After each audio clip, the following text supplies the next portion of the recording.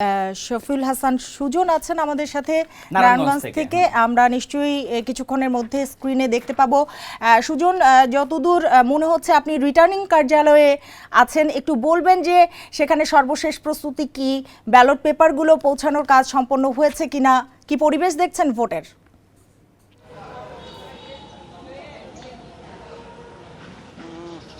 আমি আসলে একটি নির্বাচন কেন্দ্রে আছি। নির্বাচন কেন্দ্রে যদি সার্বিক পরিস্থিতি বলতে যে আসলে এই মুহূর্তে আসলে নির্বাচন কেন্দ্রগুলোতে কিন্তু যে রিটার্নিং অফিসাররা সকাল থেকে যারা ব্যালট বাক্স, ব্যালট পেপার এবং নির্বাচনী যেসব সরঞ্জাম ছিল সেই সরঞ্জামগুলো কিন্তু আসলে ভোট কেন্দ্রে চলে এসছে এবং এই ভোট কেন্দ্রগুলোতে কিন্তু আসলে যে প্রিজাইডিং অফিসাররা আছে সেই এবং সহকারী প্রিজাইডিং অফিসাররা আছে। New Dairy, excellence in quality.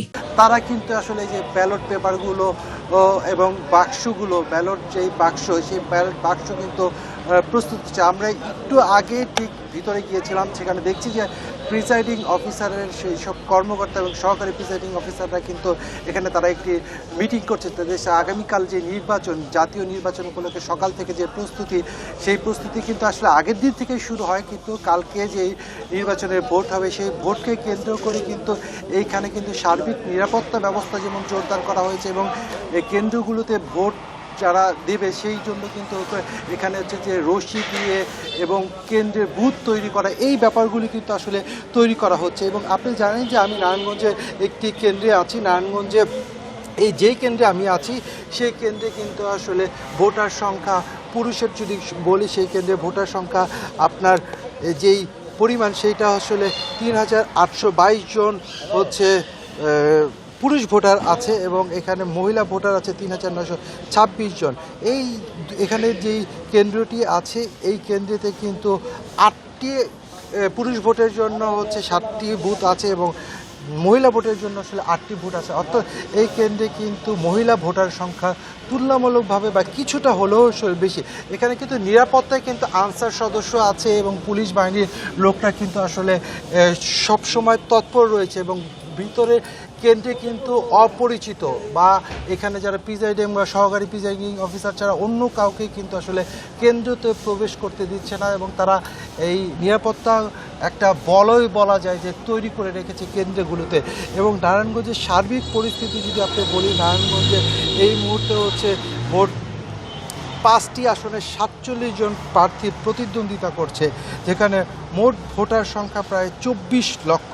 আপনি জানেন যে নারায়ণগঞ্জে প্রায় 797টি হচ্ছে ভোট কেন্দ্র রয়েছে এবং এই ভোট কেন্দ্রগুলোর আপনি যেহেতু সার্বিক পরিস্থিতি বলছেন, যে কোন বিষয়গুলো এখানে ফ্যাক্টর হয়ে উঠতে পারে?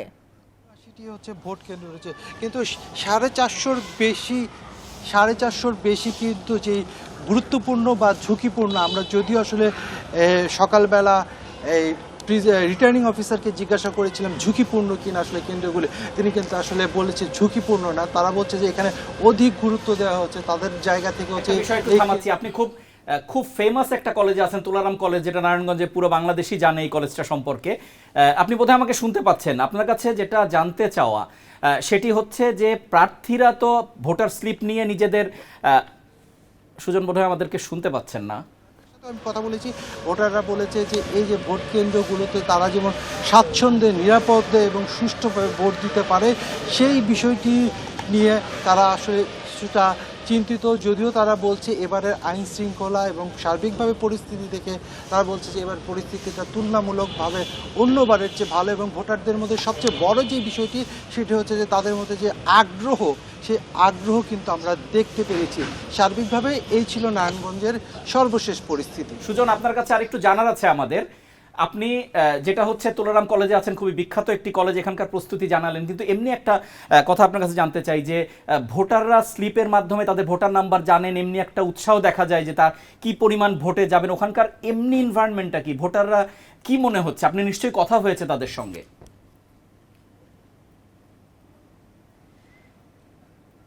আমি ভোটারদের সাথে কথা বলেছি। আমি কিন্তু সারাদিন আজকে নারায়ণগঞ্জে বিভিন্ন কেন্দ্রে যাওয়া, প্রিজাইডিং অফিসারের কেন্দ্রে যাওয়া, সেখানে কিন্তু গিয়েছি। ভোটারদের মধ্যে কিন্তু উৎসাহ দেখা গেছে। যেই জিনিসটা হচ্ছে যে বিশেষ করে নতুন প্রজন্ম বা ইয়ং ভোটার যেটা বলা হয়, তরুণ ভোটারদের কথা যদি বলি, তারা কিন্তু একটা উৎসাহ নিয়ে কিন্তু আসলে অপেক্ষা করছে। নারায়ণগঞ্জ জানেন যে আপনি সবসময় একটা যে আড্ডার জায়গা, সেই আড্ডার জায়গাগুলোতে আমি বিচরণ করেছি বা দেখেছি, তাদের সাথে কথা বলেছি। তারা বলছে যে গেল 2 থেকে 3টা আমলে বা 3টা নির্বাচনের সময় তারা ওই রকম অর্থে আসলে ভোট দিতে পারেনি। অনেকে আসলে ভোটার হয়েছেন এবারও প্রথম, বিশেষ করে হচ্ছে যারা ভোট দিতে পারেনি তাদের মধ্যে কিন্তু একটা ব্যাপক উৎসাহ আছে, উদ্দীপনা আছে। তারা বলছে যে এই নারায়ণগঞ্জে যারা নতুন ভোটার এবং যারা ভোট দিতে পারেনি, তারা বলছে যে আমরা সুন্দর সুষ্ঠুভাবে একটা উৎসাহ নিয়ে আগামীকাল তারা ভোট দিতে আসবেন। তারা যদিও একটা কথা শঙ্কা কিছু কিছু ভোটার বলেছে যে রাতে ভোট কেন্দ্রে যেমন নিরাপত্তা এবং রাতে যেমন কোনো ধরনের অঘটন না হয়, সেই বিষয়টি কিন্তু দৃষ্টিপাত করার তারা একটি কথা বলেছেন। আমি যদি নারায়ণগঞ্জে আরেকটু কথা বলতে চাই যে নারায়ণগঞ্জ আপনি জানেন যে ঢাকার পার্শ্ববর্তী জেলা, সেই পার্শ্ববর্তী জেলা উপলক্ষে এখানে কিন্তু অনেক ইন্ডাস্ট্রিয়াল এরিয়া থাকা সত্ত্বেও এখানে অন্যান্য জেলার কিন্তু অনেক ভোটার আছে, তারা যারা একটা সময় কিন্তু আসলে এখানে থাকতে থাকতে এখানেরই ভোটার হয়ে যায়। এবং এই যে ভোটারের যে মারপ্যাচ বা যারা অন্য জায়গা থেকে ভোটার হয়েছেন বা নতুন প্রজন্মের ভোটার, এখানে কিন্তু ওই পরিসংখ্যানগুলি খুব গুরুত্ব কাজ করবে ভোটারদের ক্ষেত্রে। এবং একই সাথে প্রার্থীরা কিন্তু এই বিষয়গুলি খুব নজর দিচ্ছে যে তরুণ প্রজন্মের ভোটারদেরকে আকর্ষণ করতে তারা বিভিন্ন মাধ্যমে কিন্তু প্রচারণা চালিয়েছে গেল কয়েকদিন ধরে। এখন কিন্তু তারা যেহেতু প্রচারণা সরাসরি চালাতে পারছে না, হওয়ার জন্য আপনি নারায়ণগঞ্জে থাকুন, আপনি নারায়ণগঞ্জের বাকি তথ্য আমাদেরকে পরবর্তীতে জানাবেন।